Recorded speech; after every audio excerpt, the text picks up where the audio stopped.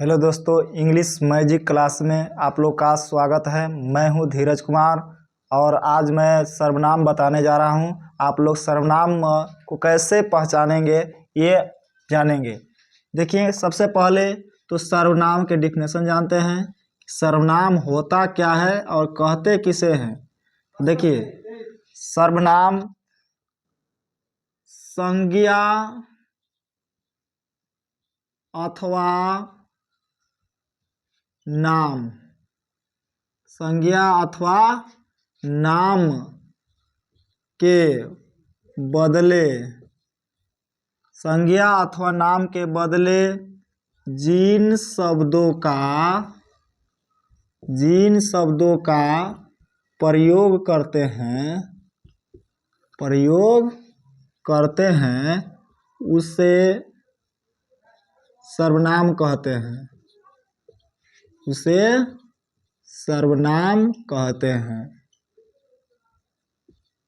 देखते हैं कुछ एग्जाम्पल लेकर।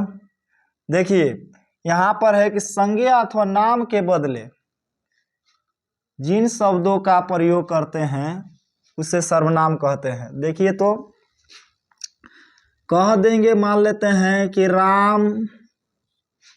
राम जाता है। यहाँ पर नाम है इसलिए यह संज्ञा है, और इसी के बदले कह देंगे यहाँ पर वह जाता है। देखिए, यहाँ पर नाम लिए हैं राम जाता है, और यहाँ पर नाम नहीं लिए हैं बल्कि ये इसी के बदले इसको हटा दिए, ये जो नाम को हटा दिए और इसी के बदले लिख दिए हैं वह। तो वह जो है यही हुआ सर्वनाम। लेकिन ये राम जाता है, ये राम है, ये हो गया संज्ञा।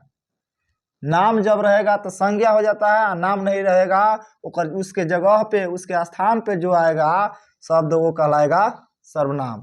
तो यह, वह, मैं, तुम, आप, हम लोग, ये सब जो है सर्वनाम कहलाते हैं। तो इसको जान गए।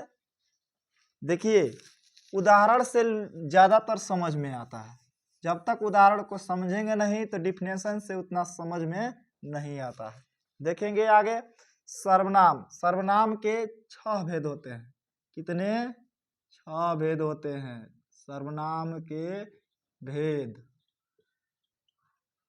पहला भेद देखते हैं। पहला भेद है पुरुषवाचक सर्वनाम। पुरुषवाचक सर्वनाम, यहाँ पे देख लिए। पुरुषवाचक सर्वनाम स्त्री और पुरुष, स्त्री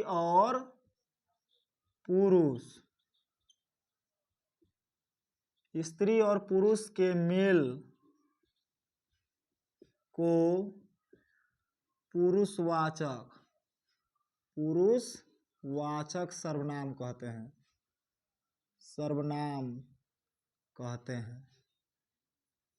यहाँ पे लिख दे रहे हैं कहते हैं। देखिए, इसका भी एग्जाम्पल लेते हैं। यहाँ पर कह रहा है स्त्री और पुरुष के मेल को पुरुषवाचक सर्वनाम कहते हैं। अब देखिए, जो शब्दों को या जिन शब्दों को जो है स्त्री और पुरुष दोनों के लिए इस्तेमाल किया जाता हो, एक ही शब्दों का इस्तेमाल दोनों के लिए किया जाता हो, स्त्री हो चाहे पुरुष हो, तो उसे कहते हैं पुरुषवाचक सर्वनाम। थोड़ा एग्जाम्पल में यहाँ पर देखते हैं। कहेंगे मैं जाता हूँ, उसके बाद लेते हैं मैं जाती हूँ। यहाँ पे देखिए, मैं जाता हूँ, इससे क्या बोध होता है कि ये लड़का है, पुरुष का बोध हुआ। मैं जाती हूँ, इससे क्या बोध होता है, ये महिला का बोध होता है, यानी स्त्री का बोध होता है। लेकिन दोनों में क्या है, समानता क्या है, दोनों में क्या देख रहे हैं एक जैसे? तो देख रहे हैं मैं इसमें भी है और मैं इसमें भी है। दोनों के लिए, लेडीज और जेंट्स, महिला और पुरुष दोनों के लिए मैं आया। इसलिए मैं जो है, ये जो शब्द है, ये जो यहाँ पर देख रहे हैं सर्वनाम, यही हुआ पुरुषवाचक सर्वनाम। क्या? कह देंगे। एक और एग्जाम्पल मान लेते हैं कि तुम घर जाते हो, और लड़की रहेगा तो क्या, तुम घर जाती हो, यही ना रहेगा। लेकिन दोनों के लिए तुम आया कि नहीं, दोनों के लिए तुम आया, इसलिए तुम भी क्या हुआ, पुरुषवाचक सर्वनाम हुआ। तो स्त्री और पुरुष दोनों के बदले में जो शब्द आते हैं वो कहलाता है आपको पुरुषवाचक सर्वनाम। आगे देखते हैं, अगला जो है वो होता है निश्चयवाचक। निश्चयवाचक सर्वनाम। निश्चयवाचक सर्वनाम यहां पर देखेंगे,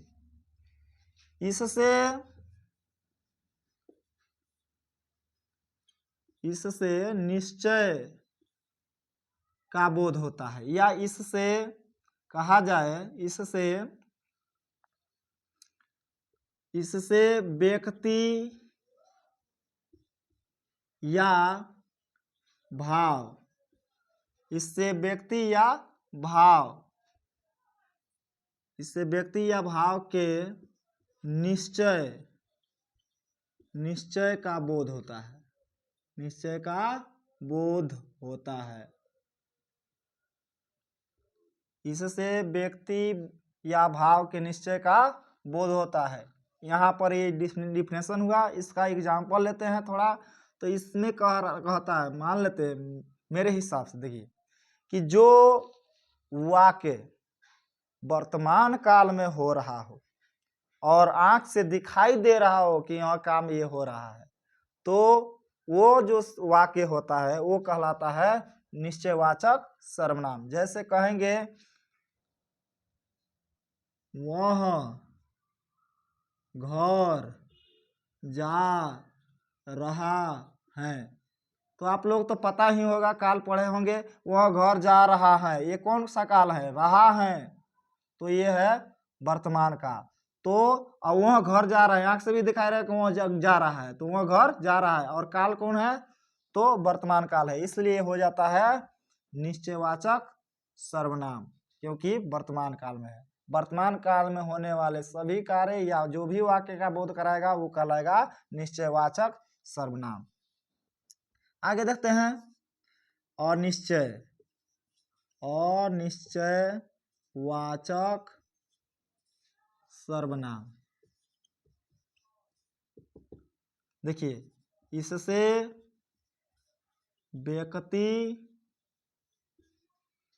व्यक्ति वस्तु अथवा भाव के अनिश्चय का बोध होता है। अनिश्चय का बोध होता है। जैसे एग्जाम्पल लेते हैं, यहाँ पर थोड़ा सा मान लेते हैं, कह देंगे कि थोड़ा बेसिक जानिए कि जो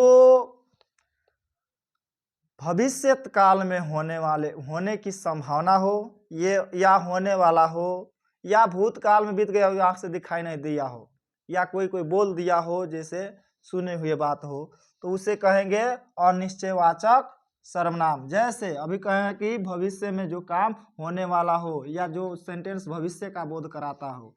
जैसे यहाँ पर देखेंगे, कहेंगे कि मान लेते हैं कि सीता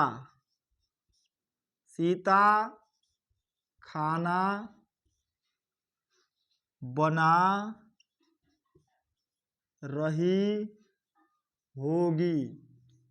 सीता खाना बना रही होगी।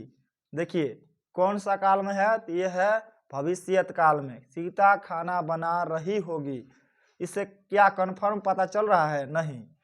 सीता खाना बना रही होगी यानी कि सीता हो सकता है कि वो सो भी रही होगी, या सीरियल भी देख रही होगी, या अन्य कार्य को कर रही होगी। सीता खाना बना रही होगी यानी कि इससे कंफर्म नहीं है, तो ये जो कहला रहा है अनिश्चयवाचक सर्वनाम है। आगे देखते हैं, आगे चौथा नंबर आगे देखते हैं। तो प्रश्नवाचक, प्रश्नवाचक सर्वनाम। देख लीजिए, इससे प्रश्न करने, इससे प्रश्न करने या पूछने, प्रश्न पूछने या करने का बोध होता है। देखिए थोड़ा एग्जाम्पल यहाँ पर लेते हैं। अगर किसी भी वाक्य में कब, कहाँ, कैसे, क्यों, क्या, कौन इत्यादि ऐसे अगर शब्द लगा रहे तो आप जानेंगे कि वह प्रश्नवाचक सर्वनाम है। जैसे कह देंगे वह कब घर जाता है, वह कब घर जाता है, कब लगा इसलिए बन गया प्रश्नवाचक। वह क्या कर रहा है, वह क्या कर रहा है। देखिए क्या आ गया इसलिए प्रश्न करने का बोध हो रहा है, तो ये हो गया प्रश्नवाचक। कोई भी वाक्य हो उसमें अगर कब, कहाँ, क्यों, कैसे ये सब लगा रहेगा तो प्रश्नवाचक सर्वनाम हो जाता है। 5वां नंबर में देखते हैं संबंधवाचक, संबंधवाचक सर्वनाम। यहाँ पर देखते हैं तो संबंधवाचक में होता क्या है, संबंध जोड़ने का बोध हो, इससे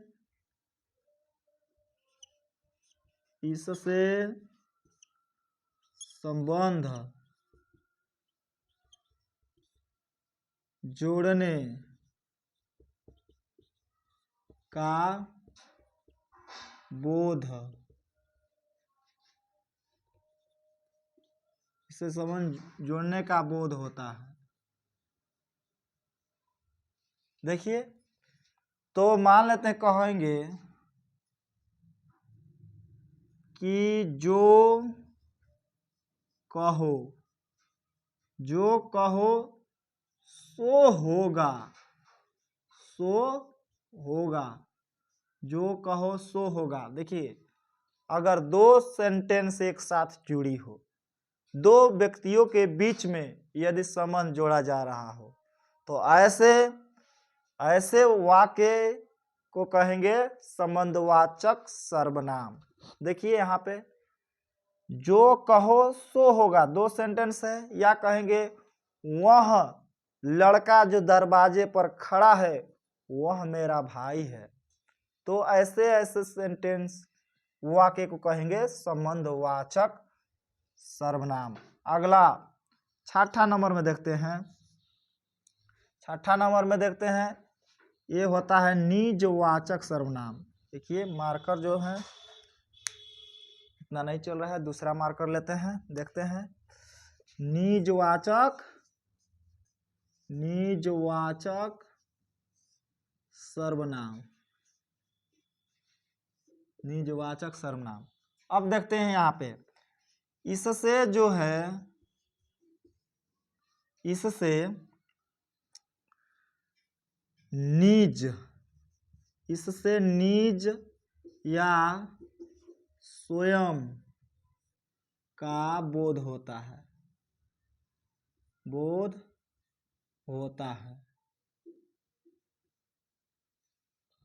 देखिए कैसे, अगर किसी भी वाक्य में मेरा, मेरी, अपना, अपनी, हमारा, हमारी, हमारे, मेरे या स्वयं या खुद लगा रहे, इनमें से कोई भी एक चीज लगा रहे तो उस वाक्य को कहेंगे निजवाचक सर्वनाम। देखिए यहाँ पर कहेंगे मैं स्वयं किताब पढ़ लूंगा, या कहेंगे कि यह मेरा मकान है, मकान है। देखिए यहाँ पे स्वयं आया, ये स्वयं जो है इससे क्या बोध होता है कि अपना पर्सनल है, अपना निजी है, यानी अपने ही खुद करना है। तो मैं स्वयं किताब पढ़ लूंगा, दूसरे का सहारा नहीं ले रहा है, खुद का अपने से कर रहा है, इसलिए कर रहा है निजवाचक। यहाँ पर देखिए यह मेरा मकान है, मेरा मेरा मेरी मेरे ये सभी आए तो कहलाता है निजवाचक सर्वनाम। यानी कि इसमें आप लोग को देखना क्या है, मेरा मेरी मेरे अपना अपनी अपने या स्वयं खुद या हमारा हमारी हमारे इत्यादि कोई भी एक अगर कोई सेंटेंस वाक्य में रहता है तो वो हो जाता है निजवाचक सर्वनाम।